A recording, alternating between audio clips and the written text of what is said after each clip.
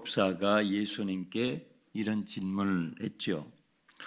율법 중에서 어느 계명이 가장 큰 계명입니까? 하고 물었을 때 예수님께서 두 구절을 대십니다.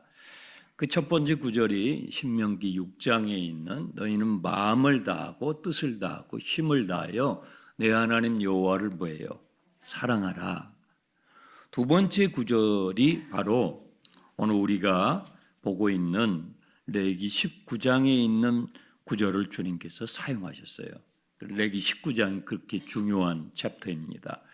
예수님께서 인용하셨던 구절은 레위기 19장 18절이었는데요. 원수를 갚지 말며 동포를 원망하지 말며 내 이웃 사랑하기를 내 자신과 같이 사랑하라. 하나님을 사랑하는 것과 이웃을 내 몸과 같이 사랑하는 이것이 모든 율법의 계명 가운데서 가장 큰 것이다. 그러면서 온 율법과 선지자의 강령이다라는 표현을 쓰셨어요. 강령, 별이 강자, 거늘릴 영자 한문으로 이렇게 썼는데요. 원문은 이 강령이 크레마눔이라는 단어인데 쉽게 뜻은 매달려 있다라는 뜻이에요. 613개나 되는 주님이 주신 그 계명들이 다 이 구절에 이렇게 매달려 있다라는 거예요. 사랑, 하나님을 사랑하는 것과 이웃을 내 몸과 같이 사랑하는 이 두 구절에 하나님께서 우리에게 주신 모든 구약의 율법의 계명들이 다 거기에 매달려 있다는 거예요. 예. 거룩의 동기는 거룩하신 하나님이시고 그 거룩의 속성이 사랑이라는 것입니다. 사랑. 저는 여기서 너무나 감사한 마음이 듭니다. 거룩하면 좀 추상적인 단어로 이해가 되는데, 이해되기 쉬운데, 그 거룩하라고 주신 그 계명이 하나님을 사랑하고 이웃을 내 몸과 같이 사랑하는 이 두 개의 구절에 다 걸려있는 주님의 설명이 너무나 감사하게 들어옵니다. 그래서 오늘 우리가 보는 19절 이하의 말씀도 하나님을 사랑하는 것과 그리고 내 이웃을 내 몸과 같이 사랑하라는 것이 다양한 표현으로 묘사되어 있는 것이죠. 19절을 보십시오. 너희는 내 규례를 지키는데 너의 가축과 다른 종류와 교미시키지 말고 너의 밭에 두 종자를 섞어 뿌리지 말고 두 재료로 직조한 옷을 입지 말라. 섞지 말라는 말씀이죠. 너가 가지고 있는 가축이라고 해가지고 그냥 마음대로 섞지 말고 네가 가지고 있는 동물이든지 식물이든지 그것이 너의 소유라고 그것을 마음대로 섞지 말아라. 섞다 보면 정말 섞지 말아야 할 것까지도 섞게 되니까. 하나님께서 배추면 배추, 무면 무, 사과면 사과 여러 이 가지를 창조하실 때 그 고유의 독특함으로 창조하셨다는 거죠. 근데 그것을 섞지 말라. 하나님이 창조하신 고유함을 잘 유지하고 그것을 누리라고 말씀하셔요. 요즘 우리가 살아가는 이 시대의 문화를 퓨전이라고 그래요. 퓨전이라는 용어를 들어보셨을 거예요. 막 섞는 거예요. 종과 종이 다른데 섞어가지고 새로운 맛을 만들어내고 새로운 문화를 만들어낸 비빔밥 생각하시면 돼요. 그냥 다 비비면 이상한 맛 나오죠. 그런 이제 동양과 서양이 가깝게 교류하게 되면서 섞는 혼합하는 문화들을 퓨전 문화라고 하죠. 실험적 해체입니다. 불고기 버거 이것도 퓨전입니다. 불고기는 우리 음식인데 버거는 서양 음식이잖아요. 이걸 같이 섞은 것입니다. 옷도 그렇죠. 한복은 우리 전통적인 우리의 의상인데 개량 한복은 퓨전입니다. 네. 이런 문화들이 다양하게 지금 퍼져가고 있죠. GMO라고 여러분 들어보셨을 거예요. 유전공학 기술이 발달되면서 유전자를 변형시키는 콩, 사과, 다양한 식재료들이 이렇게 만들어지고 있습니다.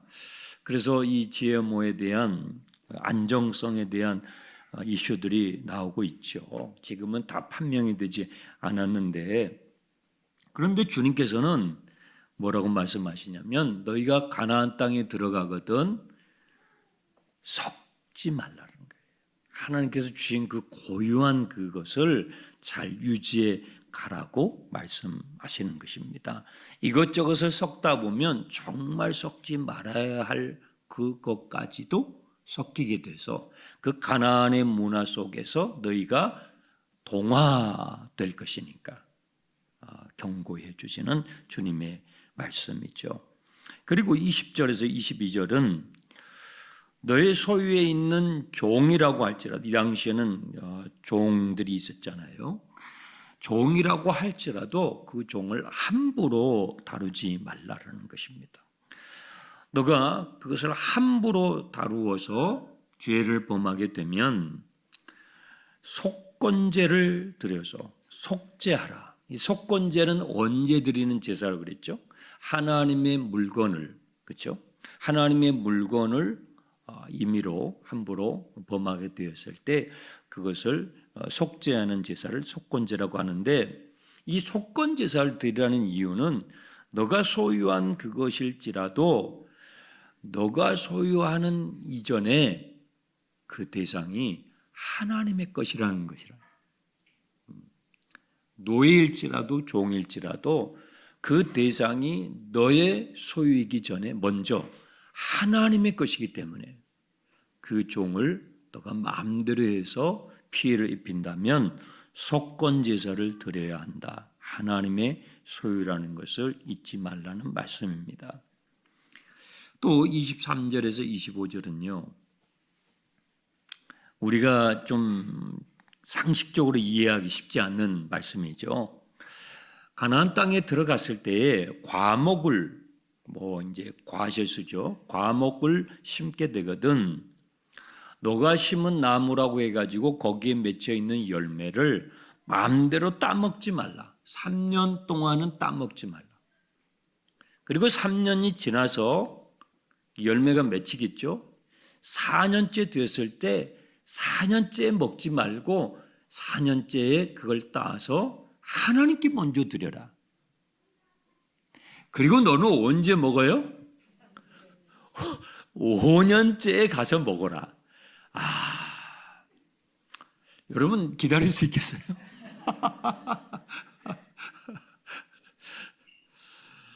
5년째에 가서 먹어라 라고 말씀하셔요. 이게 원예학이라고 그러죠. 원예학적으로 우리가 상식적으로 이게 쉽게 이해가 되지 않죠. 그런데 하나님께서 이렇게 하라고 하신 것입니다. 그 가나안 땅에 사는 사람들은 막 먹겠죠. 그렇죠? 막 먹을 텐데 너희는 그 땅에 들어갔을 때 과목을 심게 되면 3년은 기다리고 4년째 맺히는 그때부터 하나님께 먼저 드리고 그리고 나서 5년째 먹어라. 그래서 제가 그러면 그동안은 저는 뭐 먹고 삽니까? 이렇게 봤는데 다행히 이게 과목이에요. 과목. 그래서 밀이나 이런 것들은 그 전에 먹을 수 있는 것이죠.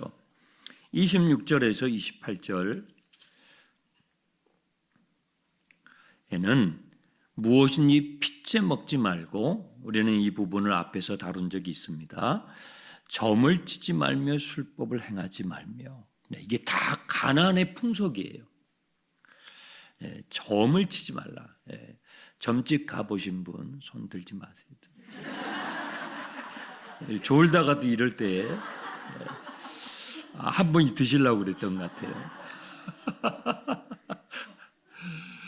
그 무당이었던 분들이 나중에 예수님을 믿고 간증하는 내용들 제가 들어보게 되면 그렇게 예수 믿는 사람들이 점집에 온대요.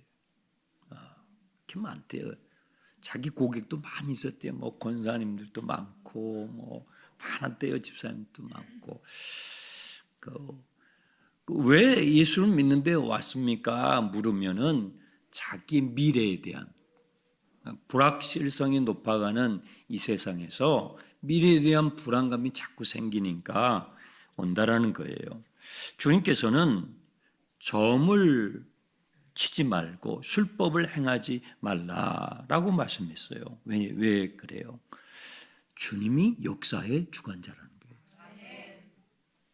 주님이 우리의 미래의 주관자이시기 때문에 그런 곳에 가서 그런 가나안의 풍속에 동화되지 말라, 섞이지 말라는 말씀을 계속 지금 하고 있습니다. 또 27절 헤어스타일도 이야기하죠. 머리가를 둥그렇게 깎지 말라. 네. 그런 헤어스타일이 있잖아요. 근데 이 당시에는 이런 헤어스타일을 하면서 우상행위를 했어요. 이게 전부 거기하고 연결이 되어 있는 거예요. 점을 치고 또 술법을 행하고 이런 것과 같이 연결되어 있는 우상행위와 연결되어 있는 가나안의 풍속입니다. 또 수염 끝을 손상하지 말라. 이것 역시도 이 우상행위와 연결되어 있어요. 28절에 문신을 하지 말라. 문신하신 분 계십니까? 저도 미국에 갔더니 그렇게 문신을 많이 해요. 어떤 분은요 머리를 다 밀고 십자가 모양 있죠. 십자가 문신을 이렇게 했더라고요. 야, 그래서 또 멀리서 보니까 멋있어 보이기도 해서 나도 한번 해볼까. 그런 문신을 이렇게 하는 분들 많거든요. 또 귀걸이도 하고 피어싱이라고 하죠. 그런 거 하고 그래서 나도 한번 해볼까 했는데 해보지는 못했습니다. 여러분 그 문신을 이미 하신 분들도 있을 수 있죠. 하지 않는 게 좋다라는 게 이제 성경의 말씀입니다. 이런 것들은 다 그 가나안의 풍속 중에 하나였고 그 가나안 사람들이 우상을 숭배할 때 했던 그런 방식들이었습니다. 이런 것에 너희가 동화되지 않도록 하는 게 좋다 하는 말씀입니다.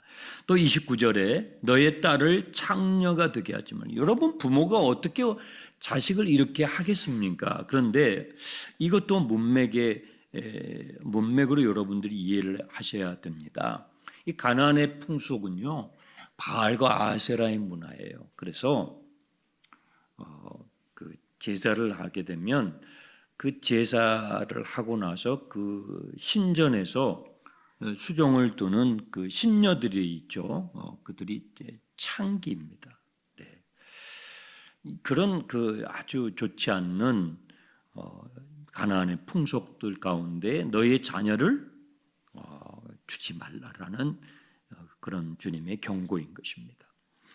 나의 안식일을 지키고 내 성소를 귀히 여기라. 나는 여호와이니라. 저는요 여러분이 예배하는 주님 앞에 나와서 예배하는 이 시간을 소중히 여길 수 있기 바랍니다. 네, 귀히 여기라고 그랬잖아요.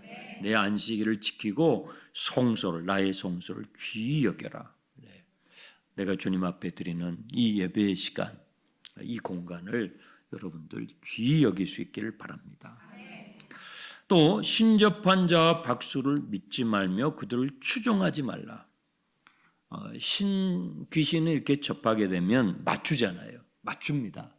맞추기 때문에 돈다발을 가지고 와서 이렇게 점을 치죠. 구슬하고. 그러다 보면 추종을 하게 돼요.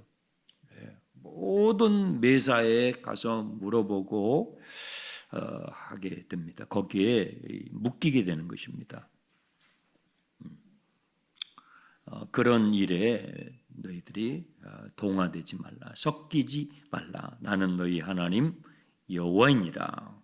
32절에 너는 센 머리 앞에서 일어서고 노인의 얼굴을 공경하며. 센 머리는요, 이 머리가 이렇게 휘어진 머리, 인생을 오래 사시고 하시면 그렇잖아요. 머리 이제 휘어지잖아요. 그런 그 노인을, 어르신들을 공경하라는 것입니다. 너희 하나님을 경외하고 그런 어른들을 공경하라. 그 어른들 앞에서 일어서라. 네, 일어서라. 우리 젊은이들, 어른들이 가실 때 일어서기 바랍니다. 네, 지하철에서 타고 있을 때도 어르신들 자리가 없으면 일어서라. 매우 성경적인 거죠. 네.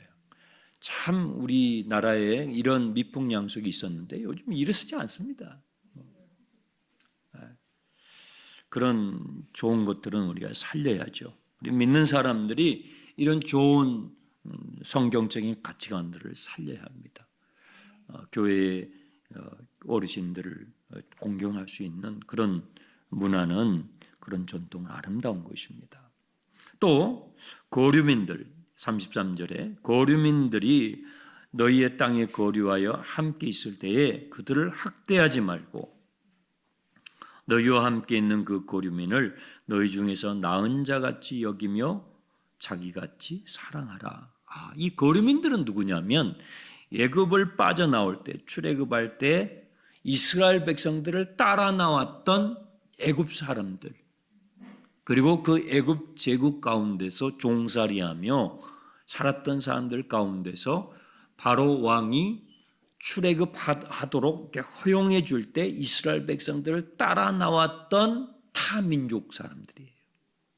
성경에는 좀 어감은 그런데 잡족 뭐 이런 표현들로 이렇게 번역을 그렇게 해놨는데, 또 다른 구절에서는 거류민이라고 이렇게 번역을 해놨습니다. 그러니까 다민족이죠. 네. 이런 분들을 무시하지 말고 학대하지 말고 어떻게 하라고요? 너희들의 민족과 같이 사랑하라. 사랑하라. 그러니까 하나님이 주신 이 율법은요, 사랑입니다. 그 저변에 깔려있는 그 정신은 사랑입니다. 하나님을 사랑하고 그 이웃을 내 몸처럼 사랑하는 것이 주님이 주신 그 계명의 저변에 깔려있는 정신입니다. 주님께서 이렇게 말씀하시면서 너희도 애굽 땅에서 거류민 되었었느니라 이렇게 말씀하셔요. 너희가 그 사람들을 학대하지 말고 사랑하는 것은 너희들도 거류민이었지 않냐. 너희들도 그 상태에 처해서 그들의 아픔을 너희도 겪었지 않느냐. 그러므로 그들을 사랑하라고 주님께서 말씀해 주십니다. 35절에서 37절은 재판과 그리고 비즈니스에 대한 내용이에요. 너희가 재판할 때에 길이나 무게나 양을 잴 때에 불의를 행하지 말고 또 장사를 할 때에 공평한 저울과 공평한 추와 공평한 예바와 공평한 흰을 사용해라. 네. 그러니까 이 당시에나 지금에나 이게 참 어려웠던 것입니다. 왜 우리는 공평한 재판을 하지 않습니까? 왜 우리는 비즈니스를 할 때 이 저울을 속이고 추와 에바와 이런 도구들을, 수단들을 속입니까? 욕심이죠. 욕심이죠. 조금이라도 더 갖고 싶은 욕심이죠. 그러다 보니까 공정함이 깨어지게 되는 것이죠. 그래서 주님께서 너희가 가나안 땅에 들어가게 되면 너희는 이 가나안의 풍속처럼 동화되지 말고 재판을 할 때 공정하게 하고 장사를 할 때에도 공정하게 해서 하나님의 거룩하심을 드러내라고 주님께서 당부하시는 것입니다. 이거 어려워요. 말씀을 이게 적용하는 것이 쉽지 않아요. 지금은 퓨전 문화잖아요. 모든 것을 다 뒤섞는 시대입니다. 그러니까 이게 뭐 지금 섞여 있는 GMO인지 우리 구분할 수가 없어요. 이 콩이, 이 두부가. 이게 뭐 그 유전자 변형해가지고 만든 걸로 만들어낸 두부인지 어떻게 알 거예요? 그냥 먹을 뿐이에요. 그렇죠? 네. 섞지 말라고 주님 말씀하셨잖아요. 참 이 말씀을 오늘 우리의 삶의 자리에서 적용하는 게 참 쉽지 않아요. 여러분 자녀들이 문신을 하고 왔어요 이미. 그거 어떻게 지울 수도 없어요. 요즘 지우지도 않는데요. 네, 참 쉽지 않아요. 네. 그럼에도 우리가 여기에서 주님, 우리가 세상과 소통하면서, 그렇죠? 세상 속에 사니까 세상과 소통하면서, 그러면서도 우리의 고유함을 지켜나갈 수 있을까요? 네. 모든 어떠면 리더들이 고민하는 고민이 이것일 겁니다. 어떻게 저 나라와 소통하면서, 저 나라와 무역을 하면서, 저 나라와 동맹의 관계를 유지하면서도 우리나라의, 우리 민족의 고유함을 유지해 나갈 수 있을까? 기업을 하든지 어떤 국가를 경영하는 분이든지 우리 신앙의 문제도, 네. 아니면 그냥 조그만 그룹 집단 안에서도 우리가 고민하는 것은 어떻게 저 사람과 내가 소통하면서도 나의 고유함을, 나의 정체성을 유지해 나갈 수 있을까? 이것은 우리 개인의 고민이면서도 우리 모든 리더들의 고민이기도 합니다. 주님, 가나안 땅에 들어갔을 때 가나안의 문화는 이게 일반적인 문화인데 어떻게 그들과 섞이지 않고 동화되지 않으면서 우리의 고유함을 유지해 나갈 수 있습니까? 하는 것입니다. 세상 속에 살지만 어떻게 세상과 구별된 삶, 성결한 삶을 살아갈 수 있습니까? 라는 질문을 하게 되는 것입니다. 그런 질문에 대해서 주님께서 우리에게 주시는 답은 역시 사랑이에요. 사랑. 네. 사랑인 것입니다. 하나님을 사랑하고 이웃을 내 몸과 같이 사랑하는 이 사랑만이 우리는 세상과 소통하면서도 동시에 그리스도인으로서의 우리의 고유함을 지켜나갈 수 있는 능력이다 하는 것입니다. 여러분이 여러분의 가정을, 여러분의 남편을, 여러분의 아내를, 아까 간증하셨지만 여러분의 자녀를 진실로 사랑할 때 우리는 세상과 소통하면서 동시에 우리의 고유함을 지켜나갈 수가 있는 것이죠. 사랑인 것입니다. 하나님을 사랑하는 그 사랑이 식어질 때 우리는 세상에 섞일 수밖에 없죠. 내가 내 아내를 사랑하는 그 사랑이 식어질 때, 그렇죠? 내가 내 가족을 사랑하는 그 사랑이 식어질 때 우리는 섞일 수밖에 없죠. 섞일 수밖에. 그래서 19장에서 사랑하라 하는 이 구절을 정말 우리가 눈여겨보게 되고 주님께서 이 구절을 그렇게 강조하셨던 것을 보게 되는 것입니다. 여러분, 시간이 지날수록 주님을 사랑하는 마음이 커가십니까? 너무 이쪽은 너무 자신만만, 이쪽은 감히 못하시는 것 같은데, 여러분 시간이 지날수록 여러분의 이웃이 점점 더 사랑스러워져 가십니까?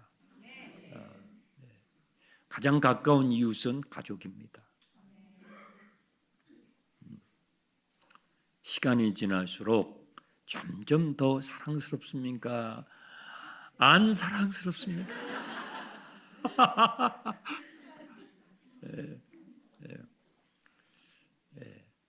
쉬운 게 아니에요. 쉬운 게 아닙니다. 세상과 소통해야 하고, 그렇죠? 세상과 소통해야 합니다. 소통하면서도 나의 고유함, 하나님께 주신 그리스도인으로서의 이 우리의 고유함을 지켜나가는 것, 이 거룩의 순도, 그것은 사랑에 달려 있다는 것입니다. 주님을 마음을 다하고 힘을 다하고 뜻을 다하여 사랑해 가면 갈수록 우리는 우리의 고유성을, 교회다움을 지켜나갈 수 있는 것입니다. 우리 교회 80주년입니다. 주님께서 저와 여러분에게, 우리 모든 성도님들, 우리 공동체에 사랑을 더하셔서 하나님을 더욱 사랑하고 우리 이웃을 더욱 사랑하는 마음으로 채워주시길 주님의 이름으로 축원합니다.